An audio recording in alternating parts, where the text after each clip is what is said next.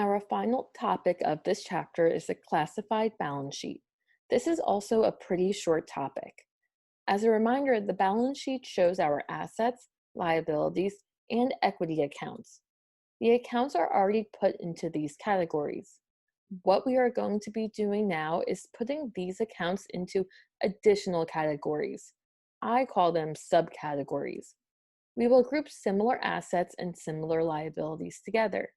This helps in analyzing the financial statements of a company and calculating certain ratios, which are covered in the Accounting 2 course. Let's first go over the subcategories for the assets. The first is current assets. These are assets that are expected to be sold, collected, or used within 1 year. These are our most liquid assets. It includes cash, supplies, inventory, and prepaid expenses, to name a few. When deciding if an asset is current, ask yourself if it will turn to cash or be used in full within the year.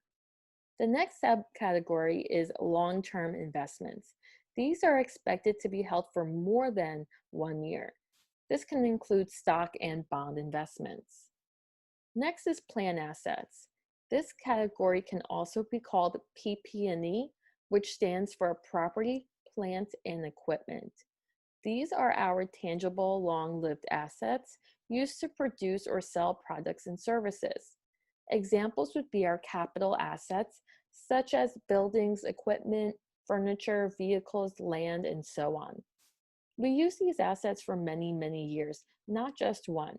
If these assets are used in the operations of the business, they will be in this category. I would like to point out that these could also be long-term investments if they have been purchased solely as an investment and not used in the business's operations. The final subcategory of assets is intangible assets. Intangible assets are long-term resources used to produce or sell products and services and lack a physical form. We will cover intangible assets in detail in Chapter 10. Examples of these include patents, copyrights, trademarks, and more. But for now, you can just learn these few. Now we will go over the subcategories for the liability accounts. First, we have current liabilities. These are obligations due within 1 year.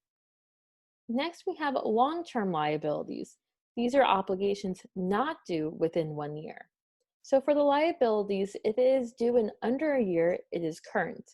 And if it is due in over a year, it is long-term. Some accounts can be both, but I don't want to confuse you for this chapter. But let's say you have a 30-year mortgage. Since it is over a year, it would be long-term. However, you are making some payments this year. The portion that you are paying this year would be current, and the amounts you would be paying for the remaining 29 years would be long-term. You do not have to worry about that for this course, though.